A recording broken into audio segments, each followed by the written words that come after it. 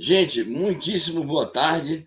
Está no ar o programa A Semana no Mundo, que transmitimos agora dentro deste belíssimo programa Brasil Agora, comandado pela nossa querida Daiane Santos.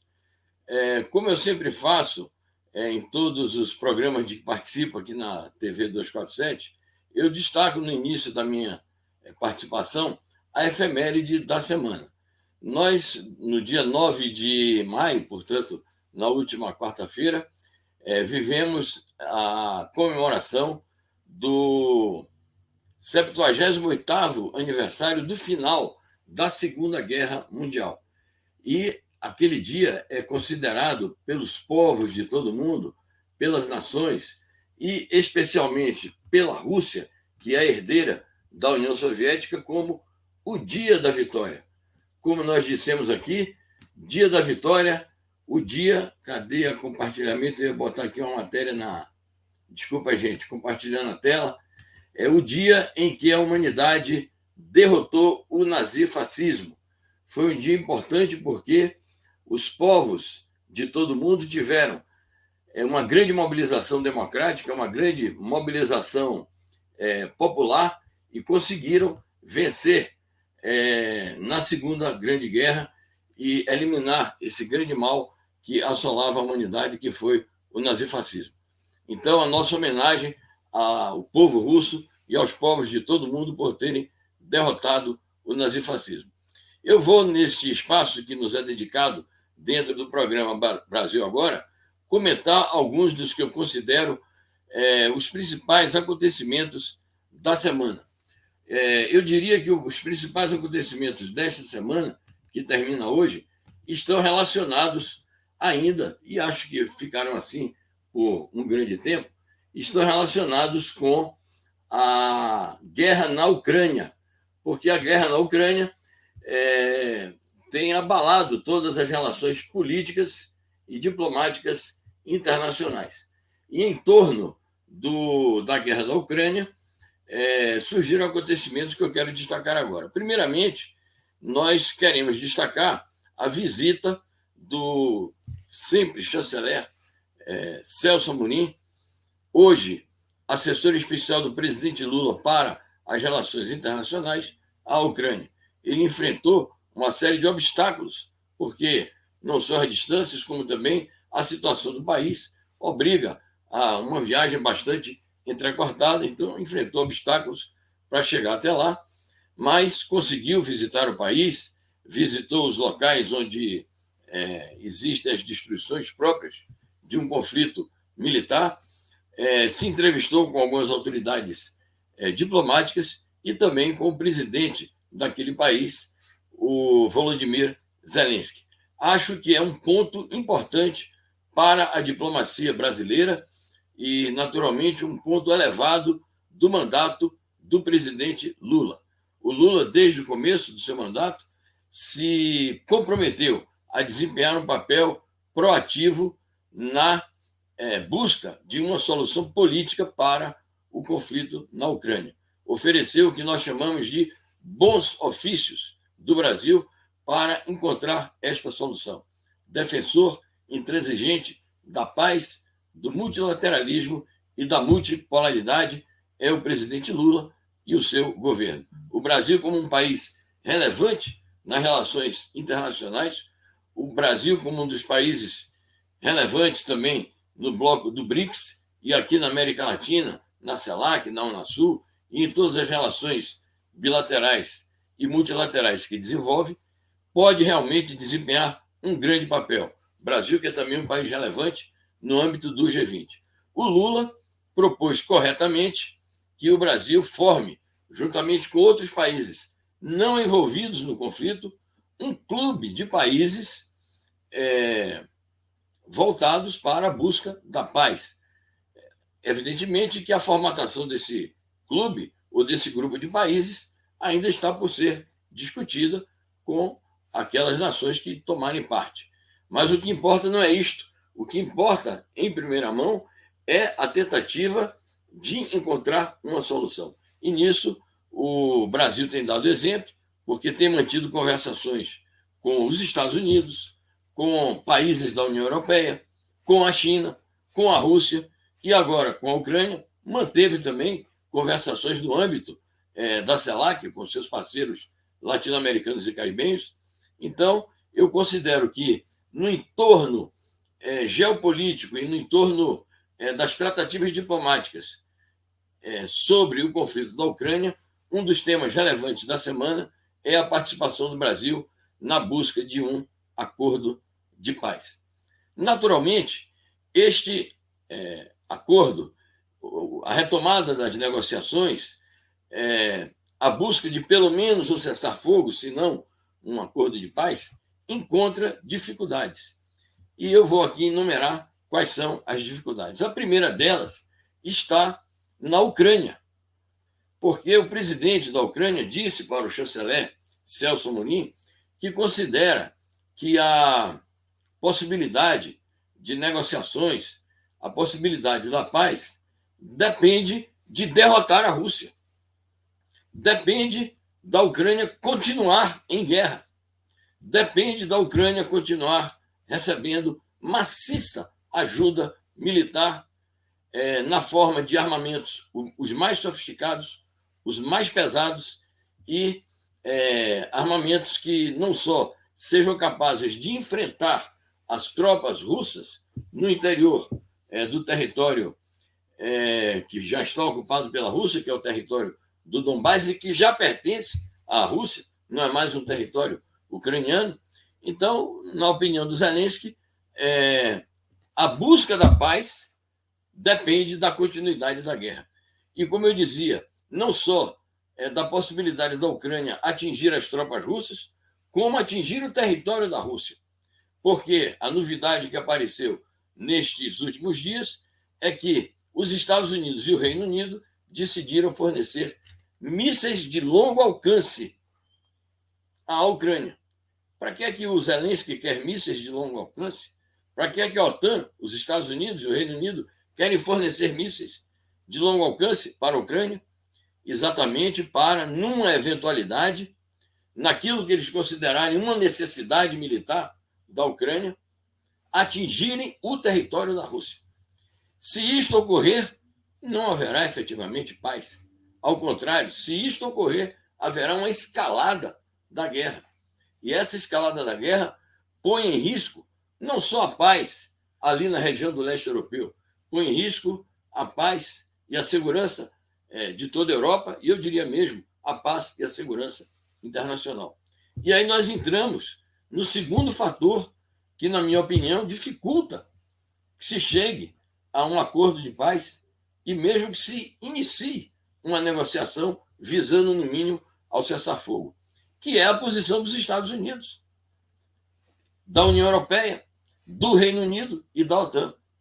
Nos últimos dias também, isso é um fato novo, os Estados Unidos decidiram que vão fornecer mais 1 bilhão e 200 milhões de dólares em ajuda militar à Ucrânia, visando a sustentar um conflito de longo prazo.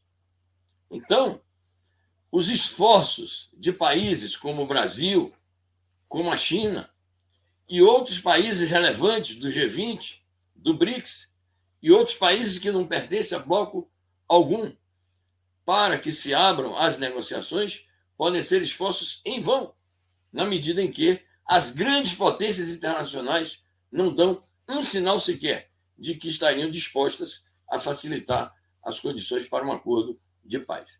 Então, eu chamo a atenção para o fato, e foi o título que nós demos ao card que divulgamos anunciando este programa, o fato de que a paz na Ucrânia está cada vez mais longe, as negociações estão cada vez mais difíceis por conta da posição da Ucrânia, por conta da posição dos Estados Unidos, por conta da posição da União Europeia e por conta da posição da OTAN. Nós aqui no Brasil 247 temos uma linha editorial definida desde o começo do conflito em favor do cessar-fogo e em favor da paz. Mas, obviamente, nós não ignoramos, não desconhecemos e não escondemos do nosso público quais são as verdadeiras razões pelas quais o conflito eclodiu. Nós não consideramos este conflito como fruto, pura e simplesmente, do que se diz a agressão da Rússia, a invasão da Rússia na Ucrânia. Não. Nós consideramos este conflito como resultado de uma ofensiva expansionista do imperialismo estadunidense e seus parceiros da OTAN, visando a cercar a Rússia, visando a criar uma situação de tensão militar com a Rússia. Com que finalidade? Isso foi dito pelo próprio secretário da Defesa dos Estados Unidos e tem sido dito também pelo próprio presidente Joe Biden, que o grande objetivo dos Estados Unidos em face deste conflito é exatamente enfraquecer a Rússia e, se possível, dividir a Rússia. E há aqueles que, se comportando de maneira mais aventureira no cenário internacional, consideram a necessidade de assassinar o presidente da Rússia.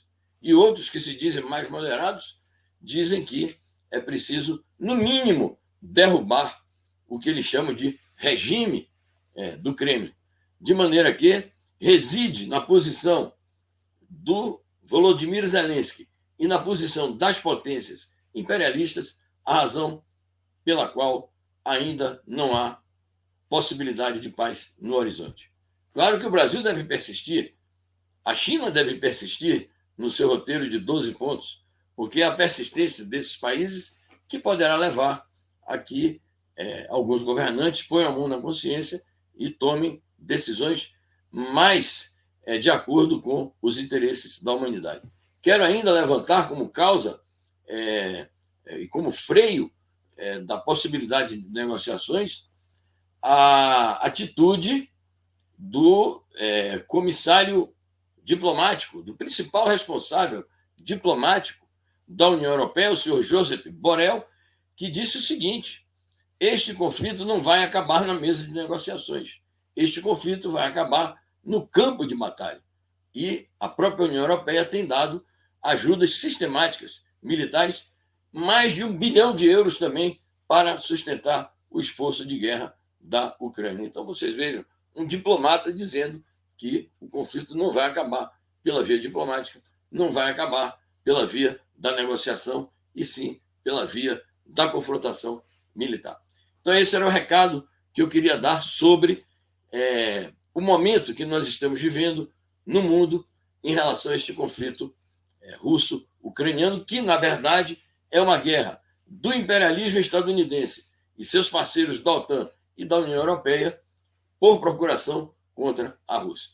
Queria ainda, meus amigos, abordar um assunto muito relevante que diz respeito às movimentações diplomáticas que foram feitas também nos últimos dias entre a China, de um lado, países relevantes da União Europeia e também, em outro momento, os Estados Unidos. O chanceler chinês, o novo chanceler chinês, Qin Gang, que é também membro do Conselho de Estado da China e membro destacado do Partido Comunista da China, que é a força política dirigente da sociedade chinesa, ele se encontrou sucessivamente nos últimos dias com a chanceler, com a ministra das Relações Exteriores da Alemanha, a senhora Annalena Baerbock, e com a chanceler da França, a Catherine Colonna. Com ambos os países, a China procurou separar o que são as posições divergentes, tanto da China como desses países, em relação à guerra russo-ucraniana, separar isto das relações entre a China e esses próprios países e a própria União Europeia. Então, a China sustentou o ponto de vista de que, em que pese as diferenças de opinião, esses países não têm por que desenvolver uma atividade anti-chinesa, como foi sinalizado em algum momento pelo próprio governo da Alemanha. E considero que o resultado dessas tratativas diplomáticas da China foi um resultado muito positivo, porque acabou que a ministra das Relações Exteriores da Alemanha disse o seguinte: não, nós estamos convencidos de que devemos continuar a posição anti-russa, devemos continuar as sanções contra a Rússia, devemos continuar ajudando a Ucrânia militarmente para fazer guerra contra a Rússia, mas não devemos fazer sanções em relação à China e não devemos desenvolver ações diplomáticas, políticas ou militares hostis sobre a China. Algo que, na minha opinião, deve ter desagradado ao imperialismo estadunidense, que aposta em que a União Europeia continuará sendo sua vassala, não só no conflito contra a Rússia, como também na rivalidade que os Estados Unidos sustentam contra a China.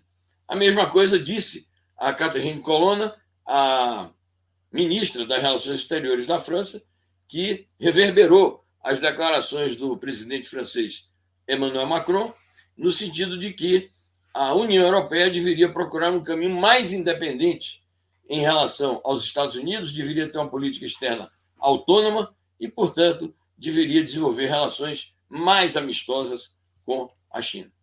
Bom, e o outro aspecto das tratativas diplomáticas da China nos últimos dias foi uma reunião que ocorreu na quarta e quinta-feira entre a maior autoridade diplomática da China, que é o responsável do Partido Comunista da China pela política externa do grande país socialista asiático, o Wang Yi, ex-chanceler chinês, com a principal autoridade, digamos, diplomática do entorno do presidente Biden, para além do secretário de Estado, o Jake Sullivan, assessor de segurança nacional da Casa Branca, e passaram 2 dias, foram 10 horas de reunião que eles fizeram em Viena, capital da Áustria, portanto, campo neutro, para, tipo assim, pôr a limpo as relações, colocar na mesa as relações, os pontos mais cruciais das relações entre a China e os Estados Unidos. Obviamente que os entendimentos não foram no sentido de resolver as divergências, mas pelo menos deixar claro que a China e os Estados Unidos têm pontos de vista distintos, às vezes até antagônicos, sobre as relações bilaterais e as relações multilaterais, mas, ao mesmo tempo, reconhecem que, como as 2 maiores superpotências da atualidade e as 2 maiores economias mundiais, precisam procurar um termo de convivência. Naturalmente que a China chamou muito a atenção dos Estados Unidos em relação às provocações que os Estados Unidos estão realizando contra o território chinês ali no Estreito de Taiwan. Eu defendo sempre aqui o ponto de vista de que toda vez que a diplomacia entra em cena, isto é positivo para o conjunto das relações internacionais. Por isso que eu vou encerrar a minha participação no programa de hoje exaltando um acordo realizado entre os ministros da Defesa da Colômbia e da Venezuela, um acordo de segurança mútua, um pacto de segurança, que é naturalmente também um pacto militar, uma associação militar entre 2 países irmãos, 2 países que têm a mesma origem, 2 países que têm o mesmo libertador, que é Simão Bolívar, e 2 países que, infelizmente, devido às políticas belicistas, antidemocráticas, anti-latino-americanas dos recentes governos de extrema-direita que a Colômbia teve, esses 2 países quase que entraram em guerra recentemente, antes, naturalmente, da eleição e da posse do presidente Gustavo Petro. Então, a Venezuela e a Colômbia estão no bom caminho da paz, da estabilidade, da integração, e isto é muito bom também para o Brasil. E, coincidentemente, depois que uma má coincidência, portanto, vou me referir, depois que este acordo foi celebrado e anunciado, os golpistas, militares golpistas da reserva do exército colombiano estão falando em golpe. E o presidente Gustavo Petro, que é um democrata, que é um homem progressista, de centro-esquerda, já veio a público denunciar esta tentativa golpista aqui nas nossas fronteiras, porque a Colômbia é um país relevante do entorno geográfico e geopolítico do nosso país. Então, saúdo o povo da Colômbia, o povo da Venezuela e, naturalmente, o governo progressista de Petro e o governo revolucionário do Nicolás Maduro e, ao mesmo tempo, expresso aqui a solidariedade com o povo colombiano diante da ameaça golpista. Bom, minha gente, nós, toda sexta-feira agora, em volta desse horário, entre 4 e 4h30, nós vamos aparecer aqui no belíssimo programa da Daiane Santos para dar o nosso recado de atualização de informações fidedignas, porque o Brasil 247 é um site e é uma TV que atuam com informações fidedignas e dando aqui a nossa opinião sincera, o nosso ponto de vista franco sobre os assuntos relevantes da situação internacional. Muitíssimo obrigado, um excelente fim de semana a todos.